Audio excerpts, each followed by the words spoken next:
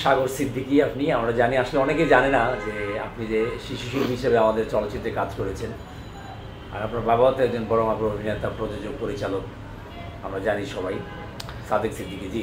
কিন্তু জানবো যে আপনি আমরা জানি যে সাগরিকা সিনেমায় আপনি সেই শিশু শিল্পীরা ছিলেন। আচ্ছা, এখন আমার স্টার্টিং তো 35 এর ক্যামেরায়, আর আমাদের ফ্যামিলি তো আসলে ফিল্ম ব্যাকগ্রাউন্ড আমার বাবার জন্য, সেই হিসাবে অবশ্যই ছোটোবেলার থেকে তো ফিল্মের লোকজনদের সাথে উঠা বসা চলাফেরা, বাসায় ফিল্মের পরিবেশ দেখেছি। আমার বাবা চলচ্চিত্রের সাথে তো অনেক বছর যাবৎ জড়িত, ওনাকে তো মোটামুটি সবাই চিনে, রাজনীতিবিদ হিসাবেও চিনে, তারপরে ফিল্মের লোক হিসাবে চিনে। উনি অনেকগুলো প্রায় 150-200 নাটক তো পরিচালনা করেছেনই, তারপরে উনি পরিচালক হিসেবে মোটামুটি উনার একটা পরিচিতি আছে। উনি কয়েকটা ছবিও পরিচালনা করেছেন। উনি রিসেন্টলি একটা রবীন্দ্রনাথের গল্পের উপর একটা ছবি পরিচালনা করছেন সরকারি অনুদানের। এছাড়া ওনার লাস্ট মুভি ছিল ডাইরেক্ট অ্যাটাক, ওটাও হয়তো বা আমার লাস্ট মুভি ছিল, ওইটাই আমার শেষ ছবিতে আমি পার্শ্ব একটা চরিত্রে অভিনয় করেছিলাম। এর আগে ভালোবাসা ছাড়া কেউ কি বাঁচে, ওই ছবিতে আমি অভিনয় করেছিলাম। এরপরে হৃদয় 71 নামে একটা স্বাধীনতা ভিত্তিক ছবি ছিল, ওটার মধ্যে নায়কের ভূমিকায় অভিনয় করেছিলাম। তো সবগুলোতেই পার্শ্ব চরিত্র আর কি, মেন কাস্টিংয়ের অভিনয় আমার ওভাবে করা হয়নি, যেটা বাস্তব কথা। আর এছাড়া ভিলেন 2-3টা ক্যারেক্টার করেছি বিভিন্ন নাটক ফাটকে। যাক, ওটা মুখ্য বিষয় না। মুখ্য বিষয় আমার কাছে এখন পর্যন্ত মনে হয় যে সবচেয়ে বড় অ্যাচিভমেন্ট যে 96-এ বা 7-এ আমরা এটা শ্যুট করি। সাগরিকা ছবিটা বাংলাদেশের চলচ্চিত্রের ইতিহাসে কমার্শিয়াল ছবি যদি নাম নিতে হয়, অবশ্যই বড় বড় সিনেমা তো আসছে, এর মধ্যে ওই 90-এর দশকের 95 থেকে 2000-এর মধ্যে যে কয়টা কমার্শিয়াল ছবি রিলিজ পেয়েছিল, এর মধ্যে ওই সময় খুব হাইবে ছিল সাগরিকা সিনেমা। কিছুদিন আগে সালমান শাহ সাহেব মারা যাওয়ার পরে তো অনেক একটা ভাটা পড়ছিল বাংলাদেশের ফিল্ম ইন্ডাস্ট্রিতে, নায়ক নিয়ে অনেক চলতেছিল। তো এর মধ্যে তখনও কিন্তু তখন আমার হেলাল আঙ্কেল, আমাদের যে হিরো, উনি প্রডিউসার ছিলেন। উনি নিজের প্রোডাকশন থেকে, হাস প্রোডাকশন ছিল ওটা, হাস প্রোডাকশন থেকে আমার আব্বা ওটার মধ্যেও কো ভেঞ্চারে ছিলেন, উনিও সহযোগী প্রযোজক হিসাবে ছিলেন। তো ওই ছবির মধ্যে আমরা আর কি সাগরিকা ছবিটা বানানো হয়, আমিন খান, ঋতুপর্ণা ওনাদেরকে নিয়ে বানানো হয়। ছবিটি সুপার ডুপার হিট।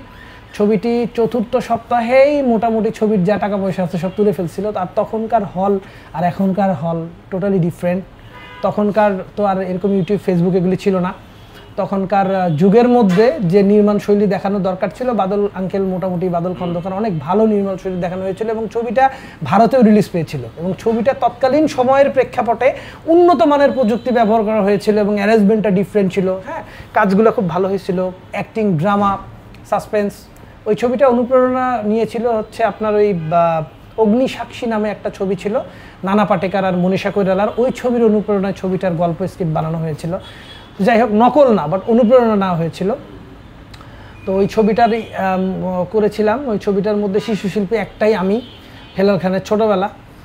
তো অবশ্যই প্রযোজকের ছেলে, পরিচালকের ছেলে, ওই হিসাবে ইউনিটে তো অনেক বেশি একটা তৎকালীন সময়ে বড় হয়ে নায়ক হবে, এই হবে সেই হবে একটা ব্যাপারই। সেটে মধুর স্মৃতি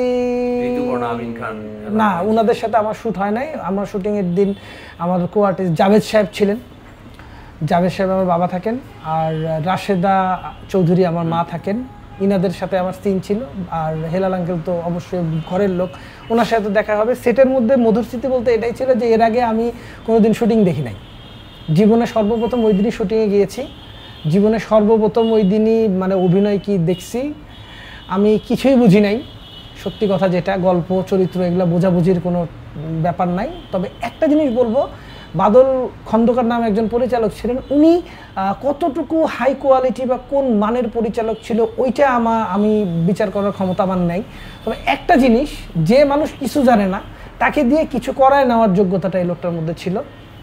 তো আমি গিয়েছিলাম প্রতিদিন, উনি আমাকে একটা ব্রিফ দিল, ব্রিফ দিয়ে মোটামুটি ক্যামেরাম্যানরা ক্যামেরা ধরে, আমি একেবারে একটা নন আর্টিস্ট মানুষ, জীবনে কোনোদিন শুটিংয়ে দেখি না, তার মধ্যে থেকে কিছু একটা বাইর করে আনার চেষ্টা করলো। শুধু আমার এইটুকু মনে আছে, হাসতে বললে হাসো, কাঁদতে বললে কান্দো। এখন ক্যারেক্টার কি ওগুলি বোঝাবুঝির দরকার নাই, শুধু এইটুকু করো, বাকিটা আমরা বুঝে নিব।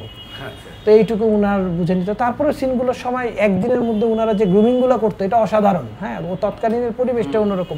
বলা হতো যে মনে করো যে এই সামনে দিয়ে তোমার বাবা, তোমার মা মারা গেছে, তোমার আরেকটা মা তোমার জন্য নিয়ে আসতেছে, হ্যাঁ, এই ঘর দিয়ে ঢুকতেছে, তাইলে তুমি চায় চায় দেখতেছো, তাহলে তোমার কেমন লাগবে? এই এই যেমন লাগবে তুমি চোখ মুখ অমন করো, এরপরে করে এই মার্ক এখানে দেওয়া হয়েছে, এখান থেকে এখানে হাইটে আগে আসো, দিস ওয়াজ শুটিং।